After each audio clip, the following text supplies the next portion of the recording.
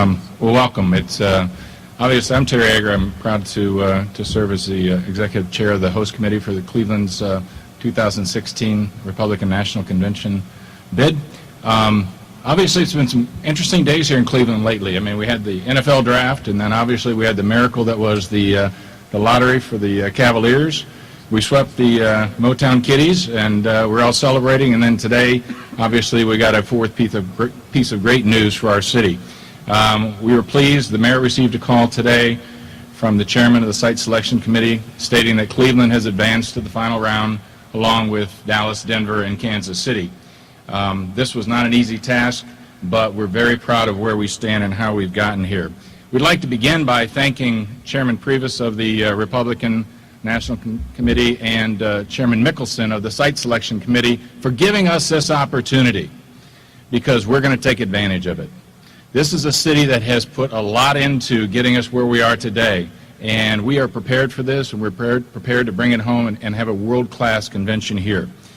What I'd like to do is just give you a little bit of a quick update on the process thus far, because it's a little different this year than it's been when we've been involved in other bid processes for either the Republican or Democratic national conventions. We began with a written bid submission that went in late February. I'd like to acknowledge a superstar, hardworking attorney in town, John Penny, who really took the lead on that. If you have any specific questions related to the written bid and the details of that, John has done an exemplary job for our community in that behalf. After the bid was submitted, then 8 cities were invited to come to D.C. to make one-hour presentations to the full host committee. Our city did that. Chris Connor and the mayor led the effort, and frankly, they hit a home run. At that particular time, we didn't know where we stood, but when we left there, we knew that we'd made a mark with our presentation. The committee then narrowed it down to 6 cities and decided that they would have and add an interim step that they'd not done in the past, and that was to add a technical site visit. That site visit, as you know, took place a couple of weeks ago, and each of the remaining 6 cities were involved in that. We were the last of the 6.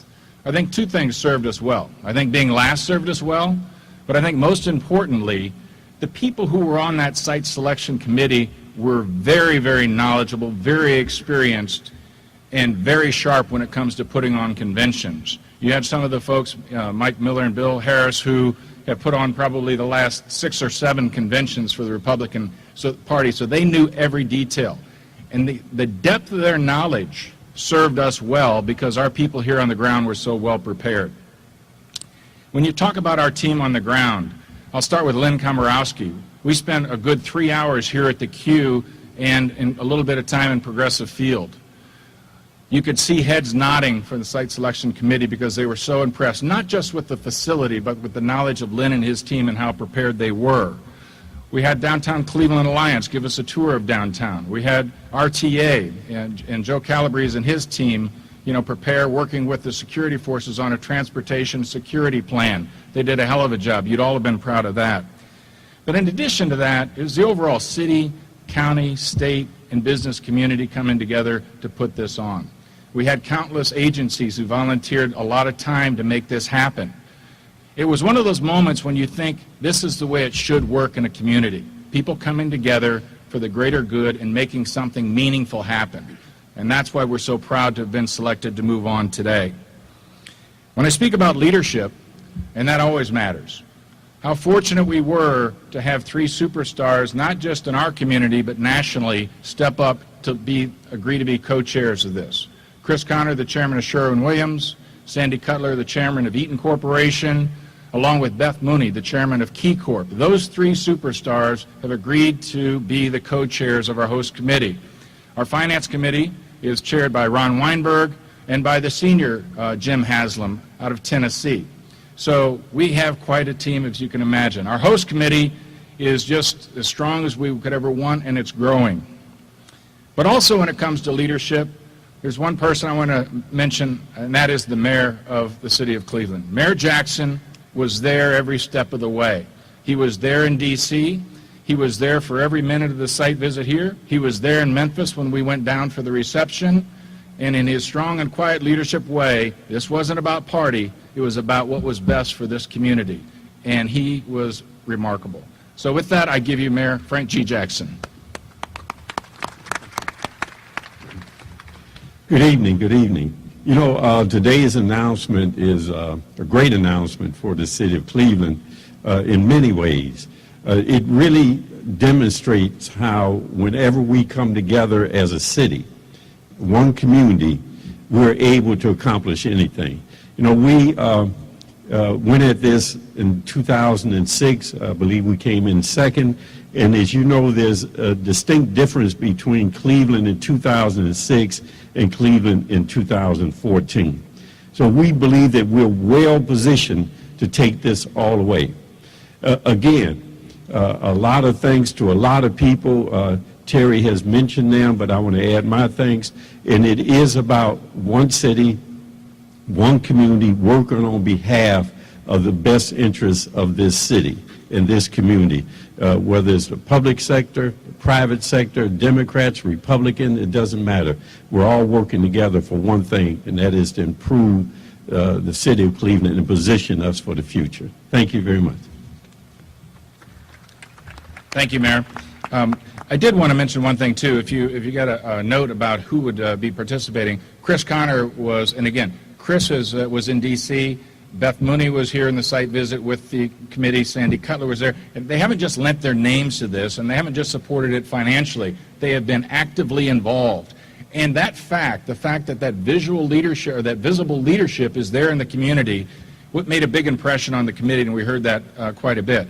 Chris called me a couple of times in the last hour and a half. He's been grounded at Teterboro. There are tornadoes going through there, so he wasn't able to get out. But he asked me to share this quote with you. He said, quote, "I'm proud of the way our business community, elected officials, and civic leaders came together to present the strongest bid in Cleveland's history. This has been a true team effort, and I can assure you that we're going to do everything we can to bring the Republican National Convention to Cleveland in 2016. Chris referenced, and the mayor referenced, that this has been a great public-private partnership, but it's been more than that, too. The state has been heavily involved, and it's been a great bipartisan effort. Here with us today, drove up from Columbus yesterday for a meeting and drove up from Columbus today to be with us. I'm pleased to introduce the chairman of the Ohio Republican Party, Matt Borges. Matt? Thank you. Thanks very much, and good afternoon, good evening. I bring with me congratulations from our governor, congratulations to the city of Cleveland, and a pledge from him to do whatever he can to make sure that we bring the convention to Ohio, and that convention needs to be right here in Cleveland. I have said throughout this process that there's no better place to showcase our party and our message than here in Ohio.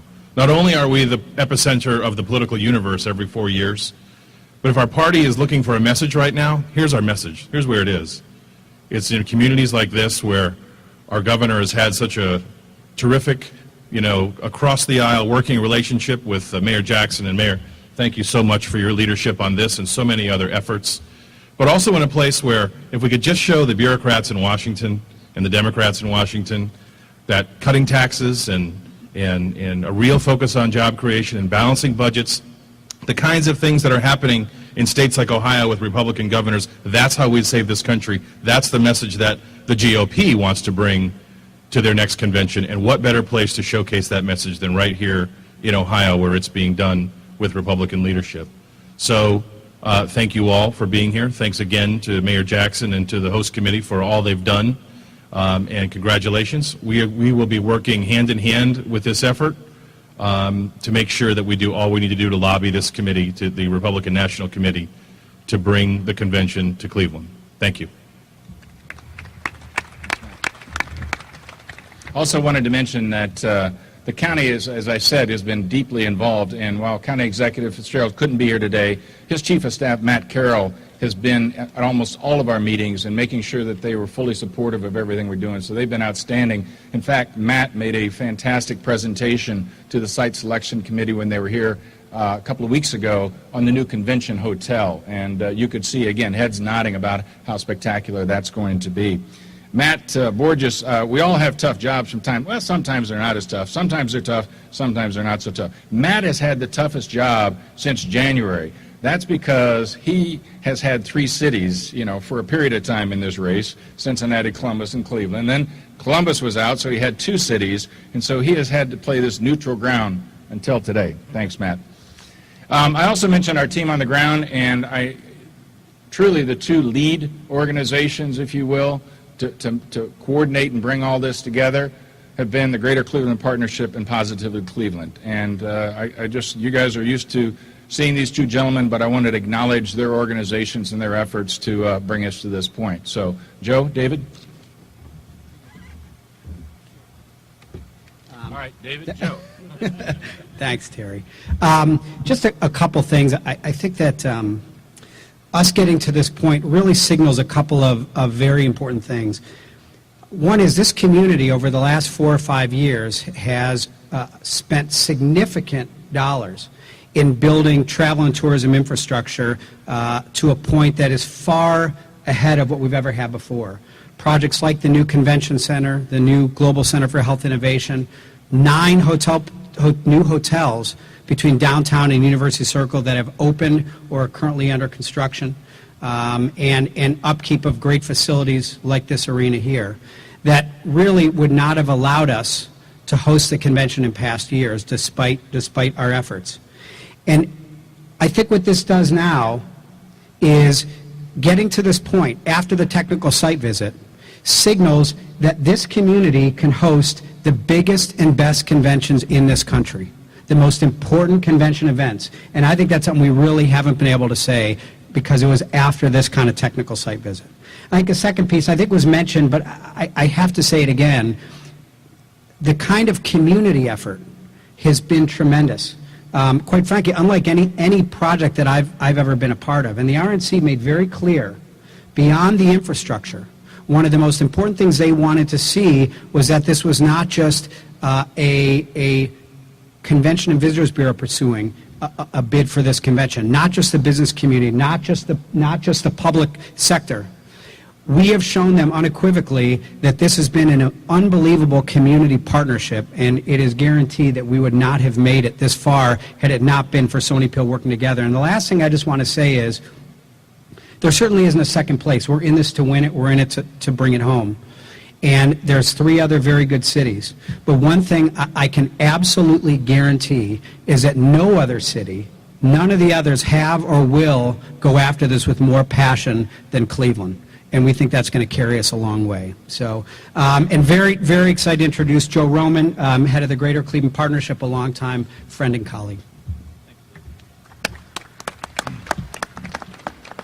I always like to have Dave go first because then I can rip my notes in half. I only have to talk about half of them because we're on sync with so many things. But I do want to echo, it does sort of feel like the community's been putting in place the pieces for this bid for the last 20 years. And now they're all ready. And they'll be ready just when we need them to be ready.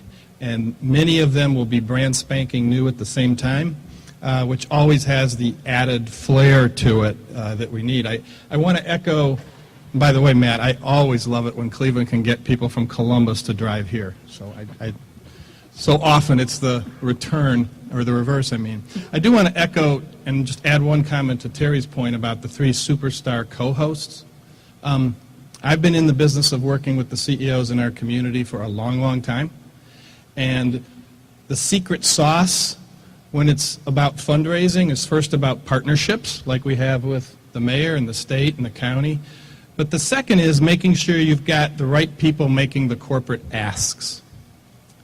And in my career, I can't recall when we've ever had 3 CEOs at this level, all former chairs of my organization. Beth is the current chair. Beth Mooney is the current chair of GCP. But all 3 of them linking arms to make sure that we can, in fact, get this done.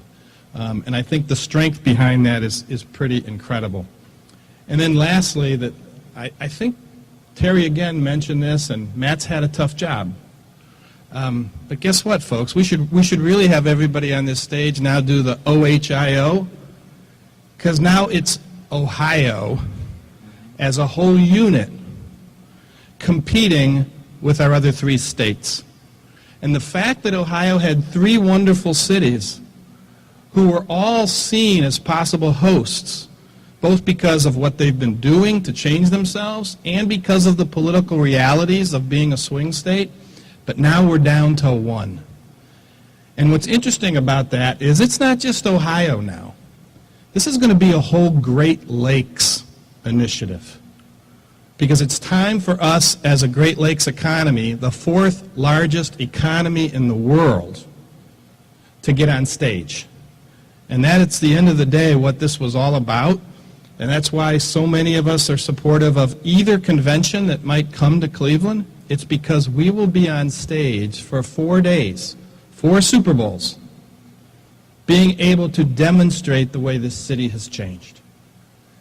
And that's an incredible opportunity, and I agree with David, it's that opportunity that will result in us being more passionate about this than anybody else that's vying for it. So, thank you very much for coming.